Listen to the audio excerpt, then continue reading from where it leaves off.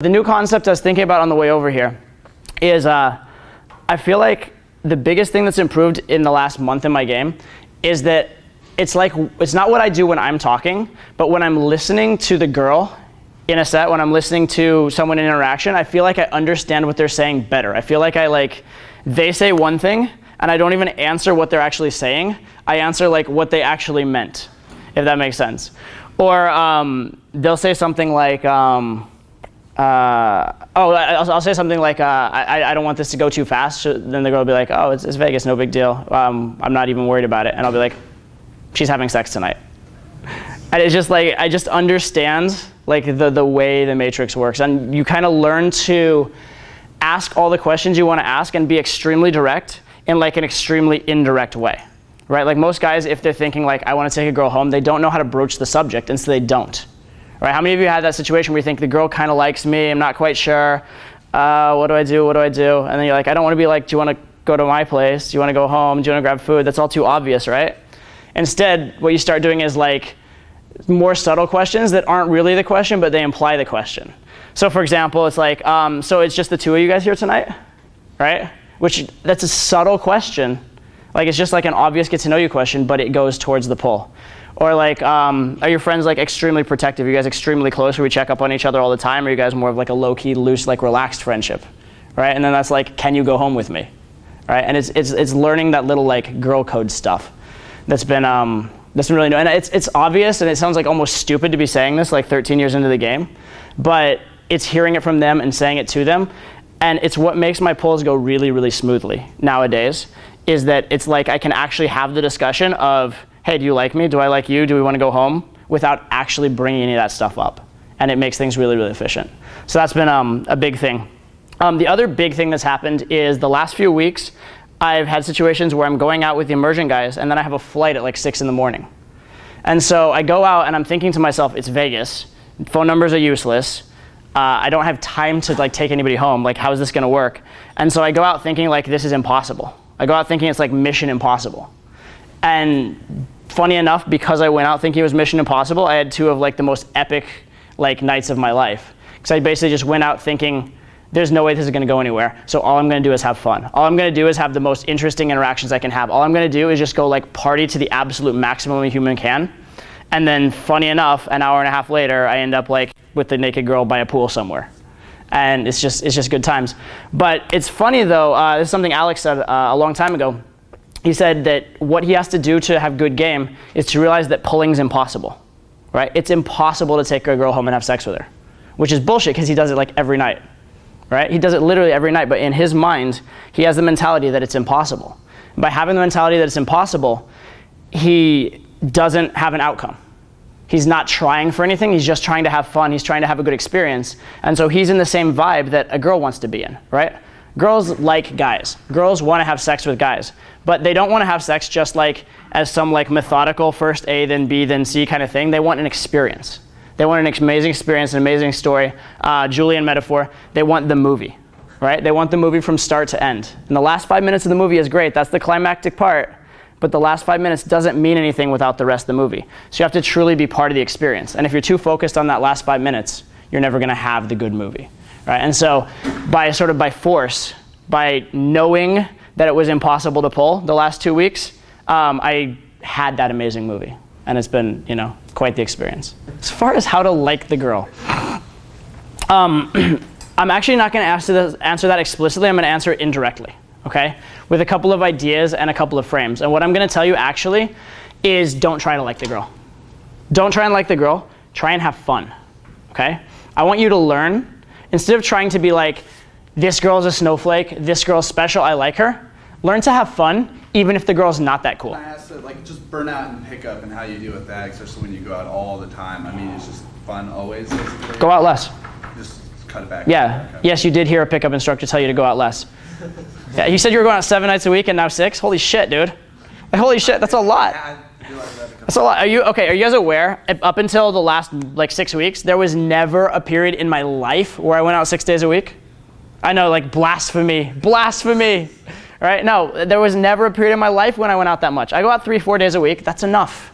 It's enough. I went 3 or 4 days a week for like 13 years, right? Except for like my poker phase. So I guess like 10 years. 10 years of going out 3 or 4 days a week and actually making your time count, actually enjoying it and working on what you're doing and pushing yourself when you're out there, which is the reason why I'm good, right? Not because I went out a ton, but because when I went out, I focused on improving, I focused on pushing my limits, I focused on doing things I was nervous about, things I wasn't good at, right? That's why I actually got good. It's much better to go out 3 nights a week and be pushing yourself and learning every night you go out than to go out 7 nights a week and be burnt out and like hating life. Does that make sense? The other thing that helps in pickup is having things in your life outside of pickup. Okay? If you are the guy that when you have a conversation with a girl, the only thing you can talk to her about is the social dynamics of what's going on with you and her, and the social dynamics of what's going on with that guy, whether that guy over there is going to get that girl or not, or like what you think like the best pickup line is and what the worst pickup line she's ever heard is, if that's like the nature of your conversation with a girl, that's a problem. All right? That's a problem. Okay? You don't want to be that guy. You don't want to be that guy that's so obsessed with pickup that that's all they can talk about. Right? Have a wide range of experiences. Okay? I get a lot of mileage with girls out of being good at pickup. I really do. I also get a lot of mileage out with girls out of having spent a lot of time with girls in my life.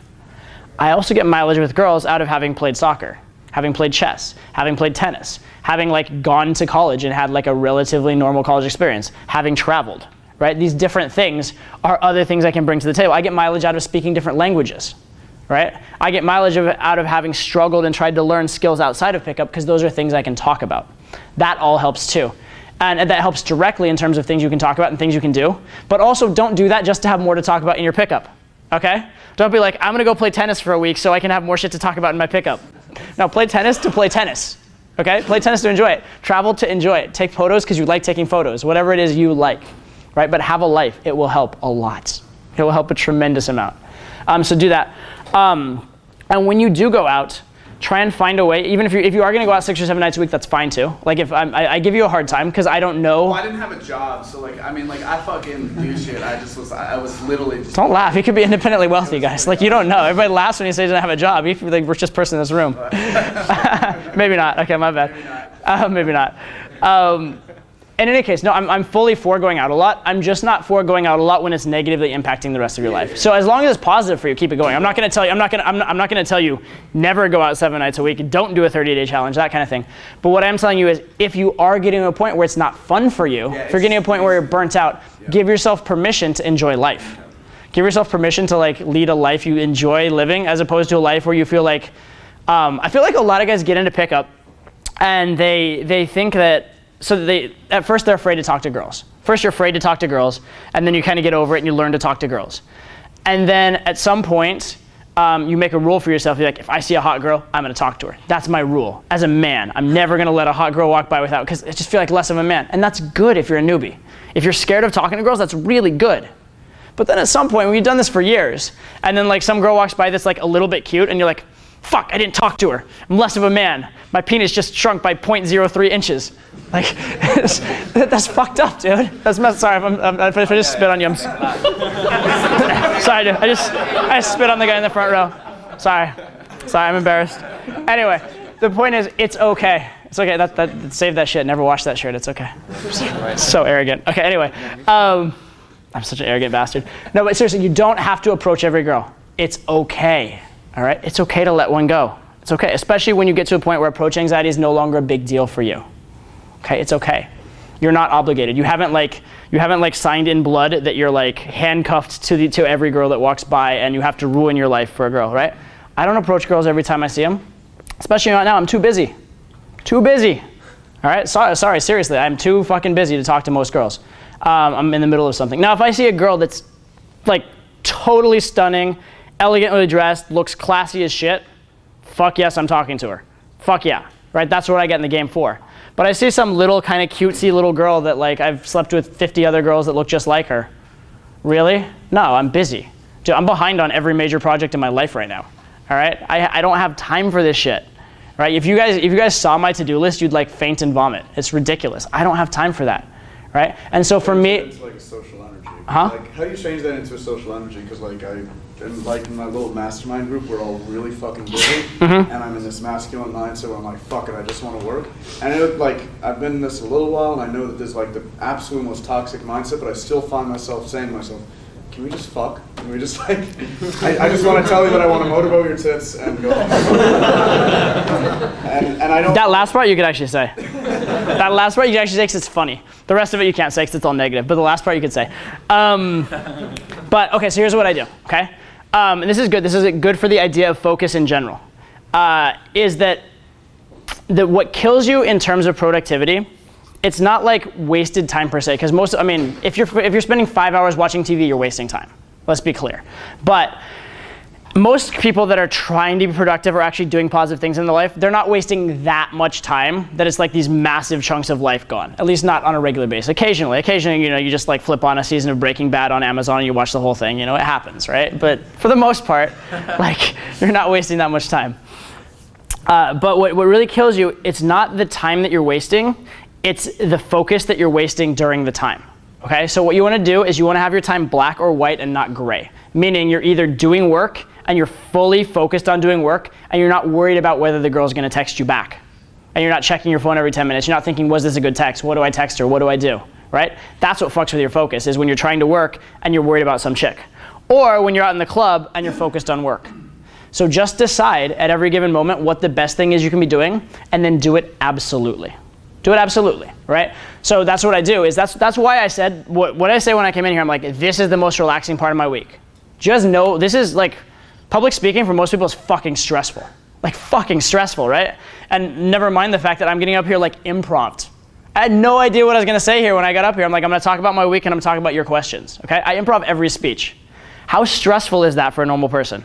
That's like the most stressful thing you can tell someone. You're gonna get up in front of a crowd, you're gonna improv a speech for 2 hours. They fucking faint, right? But this is the most stress-free part of my week because this is the one part where I can turn my brain off. I don't have to worry about anything else because I can't do administrative work right now. No matter how much I want to, I can't answer an email right now, okay? I can't call anybody back. I can't deal with the logistics. I can't deal with like the landlord at the immersion. I can't deal with any of that shit, right? I don't have a choice. My only choice is to get up here and perform. That's it. And that's incredibly relaxing because I have full focus on it, right? I'm purely black and white right now. And that's why the club is my temple of relaxation. Because when I'm out at the club, especially because I have students watching me all the time, I can't just like go check my emails in the corner at the club either. I have no choice. I'm out at the club, I have to use my time productively, right? I can either be coaching my students or I can be in set trying to pull. That's it. Those are the two things I can do, and it's very clean and clear. Does that make sense? So for me, the way I get into that headspace is, yeah, I may have a million things to do at work, but I'm not doing them at the club. There's nothing I can do about them right now, and I made that decision when I came to the club.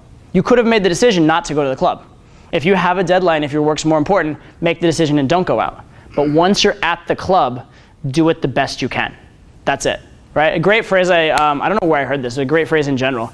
They say you can think about fucking a woman before you fuck her, you can think about fucking her after you fuck her, but when you're there with her, you just give it to as hard and as good as you can. That's it. Like when you're fucking her, fuck her good. Right? Think about the consequences before and after. Right? It's the same kind of thing. It should be that way with everything in life. Right? Think about the consequences before and after. Make your decision, but when you're there, just do it. Do it and do it well and enjoy it. Immerse yourself in it. Like love the fact that you're doing it in your life. Does that make sense? Live deep and like suck the marrow out of it. Sorry, off topic. But anyway, yeah. But yeah, so that's how I look at it, right? In terms of being very busy and then going out.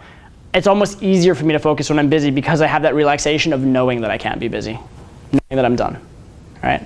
So that really helps me.